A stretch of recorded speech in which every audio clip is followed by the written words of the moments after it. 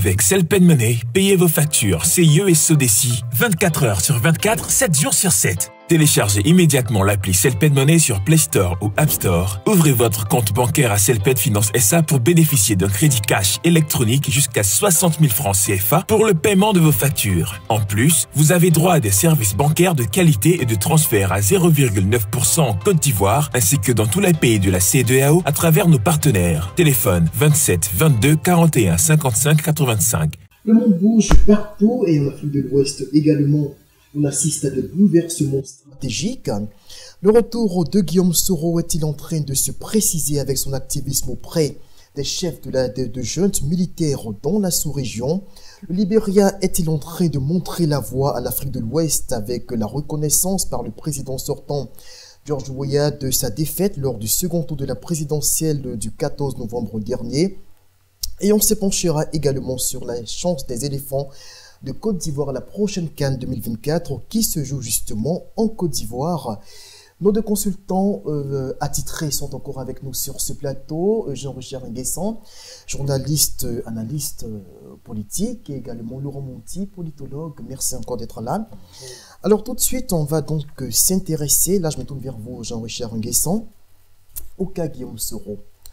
Après une audience avec le général Tchani du Niger, on le retrouve quelques jours plus tard, donc le 21 novembre dernier à Ouagadougou, reçu par le chef de la junte militaire burkinabé, le capitaine Ibrahim Traoré. Comment est-ce que vous interprétez justement ces mouvements de l'ex-président du Parlement ivoirien? Merci et bonjour à vos téléspectateurs. Il faut dire que le cas Guillaume Soro était un cas assez difficile, vu que l'homme a été condamné par la justice ivoirienne en 2021 à la prison à perpétuité. Et d'ailleurs, en 2020, il avait été déjà condamné à 20 ans de prison pour recel et détournement de fonds publics. Et parler du cas Guillaume Soro est assez difficile. Mais sa présence au Niger ou ensuite au Burkina Faso peut s'apparenter à de la communication, pour ma part. De la communication d'une part et de la provocation. De la communication parce que l'homme est resté silencieux longtemps. Il a plus ou moins été absent de la presse nationale et de la presse internationale. Et vu tout ce qui se passe et se profile à l'horizon par rapport aux élections en 2025, je me dis qu'il faut qu'il se signale, d'où son retour en Afrique. Maintenant, je parlerai de provocation parce qu'on sait plus ou moins les rapports d'Abidjan et Niamey. On sait plus ou moins également les rapports d'Abidjan et Ouagadougou.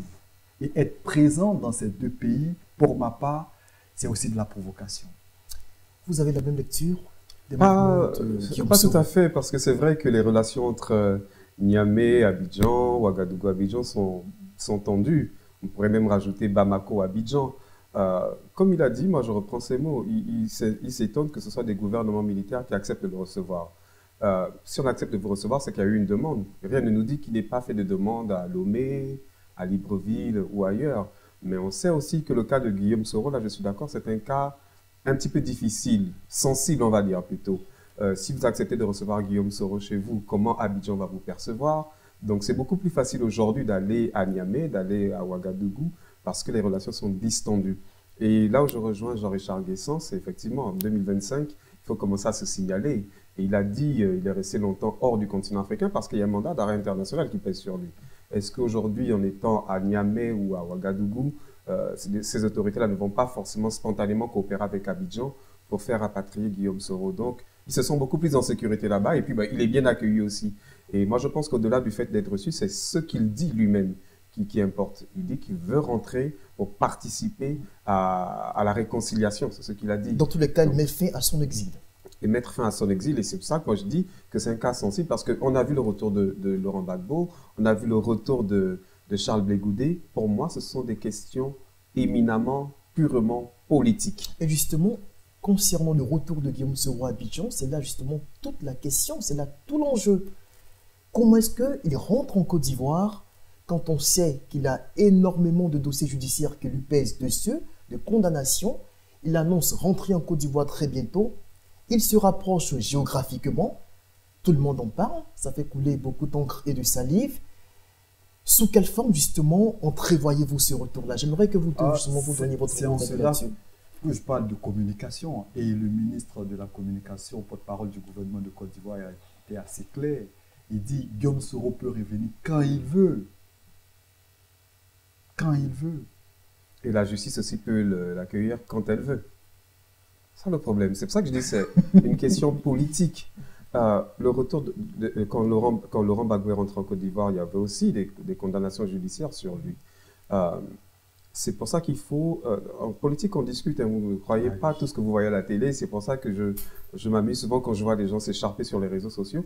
On a vu la collade entre Laurent Gbagbo et le président Alassane Ouattara. Il y a toujours des discussions qui sont maintenues, peut-être par leurs états généraux. Et moi, je pense qu'il faut s'inscrire dans cette logique-là. Si Guillaume Soro doit rentrer en Côte d'Ivoire, ça ne peut se faire qu'avec l'accord des autorités d'Abidjan. Ça ne peut pas se faire autrement. Est-ce que l'on peut entrevoir justement une tentative de conciliation quand on sait que c'est vraiment tendu?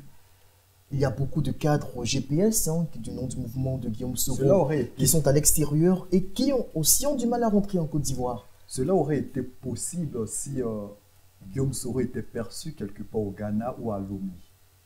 Mais là, il est perçu au Burkina Faso et au Niger. D'autant plus qu'aujourd'hui, entre Abidjan et Ouagadougou, juste à titre de rappel, il y a un dossier fumant. La capture des gendarmes ivoiriens. 2 gendarmes depuis le 19 septembre dernier. C'est en cela que je me dis que c'est assez difficile. Oui, le retour de Guillaume Soro s'annonce assez difficile pour ma part. Je suis d'accord avec Jean-Richard parce que s'il voulait rentrer à Abidjan et être dans une logique d'ouvrir des discussions politiques, il ne fallait pas s'y prendre de cette façon-là en allant au Niger, en allant au Burkina Faso, sachant les relations tendues. Mais moi, je pense qu'aujourd'hui, personne n'a intérêt, mais alors là, personne n'a intérêt à voir la Côte d'Ivoire être à nouveau déstabilisée et personne ne le permettra, encore moins les autorités actuelles. Donc je pense qu'il faut ouvrir des discussions, mais il faut aussi que Guillaume Soro soit dans une logique de discussion aussi. Et ça, on sait, ce sont des hommes politiques. Hein. Ils savaient très bien en allant à Lomé, ils savaient très bien en allant au Burkina Faso comment ça allait être perçu. Voilà, en allant à Niamey et à Ouagadougou, ils savaient très bien comment ça allait être perçu. Et donc aujourd'hui, moi je vois son retour, en tous les cas de façon imminente, n'est pas possible. Sur ce point, avant justement de refermer le chapitre Guillaume Soro, est-ce que ces mouvements-là, ces déplacements dans ces différentes capitales qui ont des relations assez compliquées avec Abidjan, on le rappelait tantôt, ne sont pas susceptibles de détériorer davantage les rapports entre Abidjan et ses voisins sahéliens? Moi, je ne pense pas que le cas de Guillaume Soro soit de nature à détériorer les relations qui le sont déjà. Et pour juste me permettre de revenir sur le cas de Guillaume Soro, je pense qu'un élément qu'on pourrait mettre sur la table et qui pourrait être un facilitateur, c'est le président Denis Sassou Nguesso, parce qu'on sait qu'il a des liens très très forts avec Guillaume Soro, qu'il appelle d'ailleurs son fils, et puis il a aussi des liens très forts avec le président Ouattara. Et d'ailleurs, moi, on aurait pu penser que Guillaume Soro aurait amorcé son retour en Afrique par Brazzaville, et là, ça aurait été un signal autrement perçu. Mais je ne pense pas que le cas de Guillaume Soro, le fait qu'il soit reçu à Niamey ou au Burkina Faso, détériore davantage les relations. Il faut être dans une logique de discussion, il faut entrer dans des discussions politiques simplement. Point de vue que je partage d'ailleurs. Ok, très bien. On va donc en venir au second sujet de notre plateau, qui est la présidentielle au Libéria. Voilà un pays qui a connu plus de 20 années d'instabilité militaro-politique et qui, en 2023, organise une élection présidentielle au terme de laquelle le président sortant reconnaît sa défaite face à son rival légendaire qu'il avait battu 6 ans auparavant, en 2017, Joseph Boaké, le président sortant, donc je nomme George Weah. Il reconnaît sa défaite dans un contexte sous-régional assez compliqué, où on est généralement donc habitué aux crises électorales, post-électorales, c'est vraiment difficile. Et lui sort là, il innove, il dit, bon, écoutez, je reconnais ma défaite. Et ça, d'après vous, qu'est-ce que ce acte-là démocratique peut apporter comme impact sur le processus démocratique au Libéria? Il faut, d'entrée de jeu, saluer déjà cette volonté du président George Weah de reconnaître sa défaite. Quand on voit les résultats, c'était assez serré. 50,64% pour le gagnant, Joseph Boaké, 49,36% pour George Weah. Ah oui, résultat très serré. Et il était le président sortant, mais n'empêche qu'il reconnaît sa défaite. C'est là qu'on reconnaît le footballeur, la carrière qu'il a eue. Une carrière de footballeur, c'est aussi bien le fair play, des victoires comme des défaites. Et cela, je pense que ce serait bien pour le Libéria. Vous le rappelez tantôt, qui a connu une longue période de crise. Et puis George Weah, c'est un battant. Il a perdu les élections à la première reprise. Il est revenu là gagner. Ensuite, là, il paie. Il a la possibilité de revenir. Pourquoi pas diriger à nouveau le Libéria? Laurent Monti? Moi, je pense que ça, dans la sous-région d'Afrique de l'Ouest, c'est une lueur d'espoir. Ah oui. Avant d'en arriver à la sous-région, pour le Libéria de façon spécifique. Oui, j'en arrivais, c'est une lueur d'espoir. Ça montre précisément que le Libéria, parce qu'avant George Weah, il y avait Ellen Johnson Sirleaf, et donc le Libéria, c'est vraiment, et elle a très bien dirigé, en tous les cas au niveau institutionnel. On peut lui reprocher beaucoup de choses. Et je pense que c'était une élection serrée, parce que George Weah a eu des échecs, notamment au niveau social, mais il est à saluer. Je pense qu'il a véritablement porté ses habits d'homme d'État. Parce qu'on le voit, hein, c'est très facile lorsqu'on a l'appareil d'État de pouvoir s'imposer, surtout quand c'est serré. Mais pour moi, il sort par la grande porte. Et ça ne veut pas dire qu'il ne pourra pas revenir aussi par la grande porte, parce qu'il montre effectivement que c'est un homme d'État et ça salué. Qu'est-ce qui, selon vous, a motivé le président Weah à s'inscrire dans cette logique-là de respect des normes démocratiques? Déjà, il faut dire qu'au niveau déjà de la campagne, c'était très serré. Et puis, il faut dire par ailleurs que les populations souffrait de la crise économique, il était lui-même un peu, je pense, usé par le pouvoir. Il a eu usé par le pouvoir. Ah oui, parce qu'il a eu seulement un mandat. Un mandat, il a eu du mal à résoudre véritablement les problèmes du Libéria. Il a fait beaucoup de promesses. Le peuple croyait en lui, mais malheureusement, les promesses qu'il avait, les promesses n'ont pas été tenues. Et là, Boakai vient comme un espoir. Boakai aussi qu'il faut saluer parce que c'est quelqu'un qui connaît plus ou moins aussi le Libéria au regard de son parcours, puisqu'il était technocrate fait quand même, depuis 2006 au moins. Ah oui, il a été ministre, il faut le rappeler, de l'agriculture dans les années 80 avant qu'il y ait la crise. Et c'est quelqu'un qui a été vice-président d'Ellen Johnson Sirleaf, donc c'est quelqu'un qui a un parcours. Et c'est quelqu'un qui est de la classe prolétaire, qui connaît les souffrances de la population. Et on espère véritablement qu'il pourra résoudre les problèmes de ce pays qui, rappelons-le, a vécu près de 20 années de crise. Et ça, c'est pas petit. J'aimerais quand même vraiment faire remarquer qu'on est en 2023 et on considère que c'est un exploit quand quelqu'un accepte sa défaite. En Afrique, oui. Voilà, on doit pouvoir changer ce logiciel-là. Vous avez perdu, vous partez, même si vous avez fait 15 ans, 20 ans. Le peuple a décidé que vous ne devez plus diriger le pays, vous partez. Mais malheureusement, ce n'est pas très souvent le cas. C'est justement ce qui fait la particularité de ou l'exemplarité de ce que l'on vient d'observer au Libéria. Et voilà, c'est pour ça que, bien sur ce plateau, je rappelle que le principe démocratique, c'est celui-là. C'est le fait majoritaire, le peuple décide. Puis vous soumettez que vous soyez président sortant ou pas sortant. C'est comme ça, c'est la norme, c'est la démocratie, sinon c'est plus de la démocratie. Mais en tous les cas, le constat que Jean-Richard a fait est totalement juste.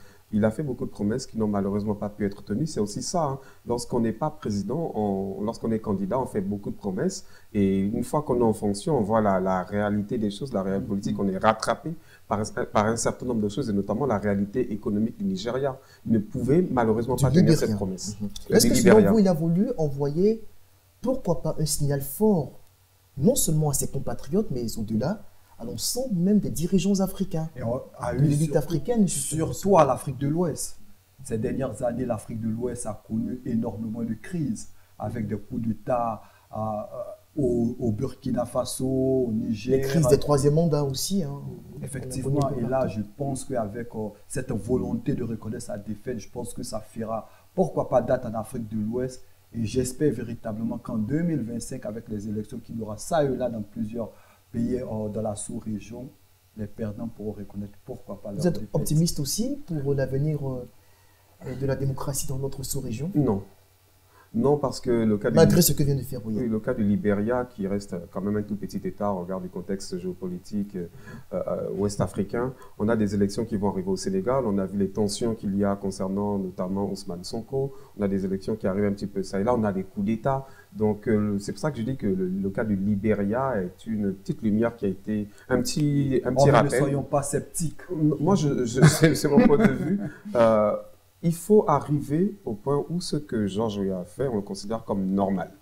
Et ça, c'est le rôle justement des médias, c'est le rôle de la société civile, de pouvoir faire en sorte que quand un président a perdu, il a perdu. Il n'y a pas besoin de modifier la Constitution, il n'y a pas besoin que l'armée se